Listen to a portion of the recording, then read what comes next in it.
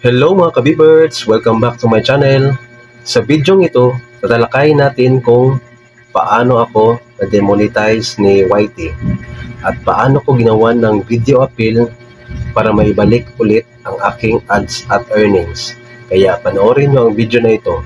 Kahapon, July 9 ng 12 PM, nag-email sa akin si YT na na-demonetize yung channel ko. So sabi niya, our team of policy especially is careful look over your channel.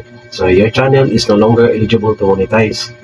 So reuse po daw, reuse content. So hindi ko alam kung anong video na in-upload ko na na-reuse. Kaalam ko na original na video naman ang in-upload ko kasi twice na ako na demonetize ni YT. Nung first ay antay ako ng 90 days na makapag-apply ulit. So fortunately na-approve naman ako. So ito ngayon guys, nung kahapon July 9, nag-email ulit sa akin si YT na na-demonetize ko yung channel ko. So agad-agad ko rin ginawan ng video appeal. So sa video appeal, gumawa ako ng step by step base sa nangyari sa akin. Kaya panoorin nyo kung anong step by step na ginawa ko. So first step, gumawa ako ng video. Dapat naka-English spoken lang. So dapat English yung sasabihin nyo doon para maintindihan nyo YouTube. So dapat yung video nyo guys ay under 5 minutes. So hindi siya lumagpas or hindi siya short video. So sa akin, parang nasa 4 minutes at 15 seconds yung haba ng video. So sa video nyo guys, i-mention nyo din yung channel URL nyo. Yung channel URL sa baba. So pwede nyo ilagay dyan sa screen.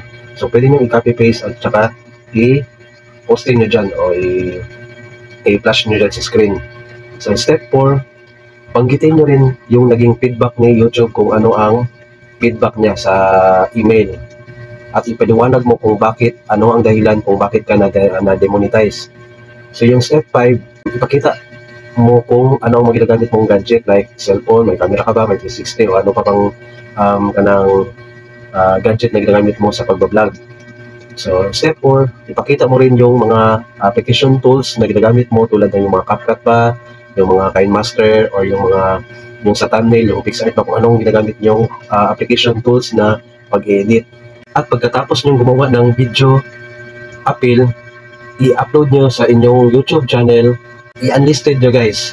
Ilagay nyo dun as unlisted. Huwag i-public, private, but unlisted. So after nyan, ikakopy nyo yung link or URL at saka ilagay nyo doon sa yung appeal, yung parang may box dito sa baba. So pagkatapos nyo i-copy paste doon, so isubmit nyo yung appeal ninyo. So after nyan, mag-antay kayo ng 1 to 2 days or yung iba is 3 days pa bago kayo makatanggap ng email. So yan. So hintayin nyo lang mag-email ulit si YT kung successful ba or na-approve ba or hindi yung YT channel ninyo. So narito ang sample video appeal na in-upload ko or ginawa ko guys para sa pag-appeal ko. So panoorin nyo ang video. Hi YouTube team! In this day, July 9, as of 11:44 PM, your team of policy specialists carefully looked over my channel, Bibirds TV. They found that a significant portion of my channel was not in line with your YouTube Partner Program or YPP policies. It is reuse content. As of today, my channel is not eligible to monetize, and I will not have access to monetization tools and features. My channel name is Bibirds TV, and here is my URL. I would like to appeal my application for monetization and showing the process how I create my content and addressing my videos that did not contain violating monetization policy. My channel contains many different types of content such as vlogging, cooking, and tutorials. I will show you how I film my videos. These are gadgets that I'm using for my filming or taking a video. First, I'm only using cell phone for the vlogs, cooking, and tutorials. Second, my cell phone holder when I film my cooking activity and also for my tutorial. I'm putting here cell phone holder. Then third is the ceiling light that serves as my ring light to my videos or vlogs. And fourth, and the tripod and the lapel for using it to my voiceover and for tutorial purposes.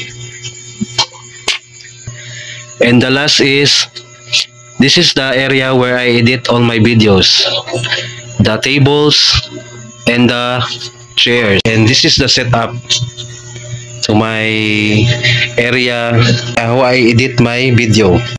I will show you, these are the application tools that I use to edit my videos.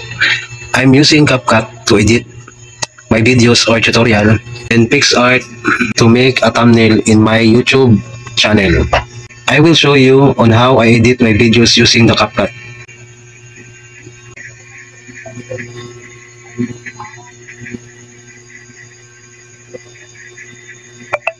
How to make chili garlic oil. And also I will show you how I make a thumbnail. PixArt.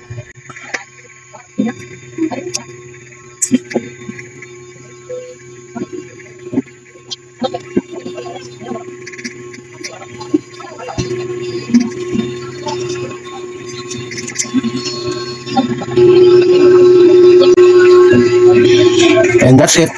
I'm hoping that your team will reconsider my videos to be part of your YouTube program. Thank you for your kindness and God bless. So good news, hindi pa umabot ng isang araw ay nag-email si YouTube sa akin nitong July 10 ng 2 PM.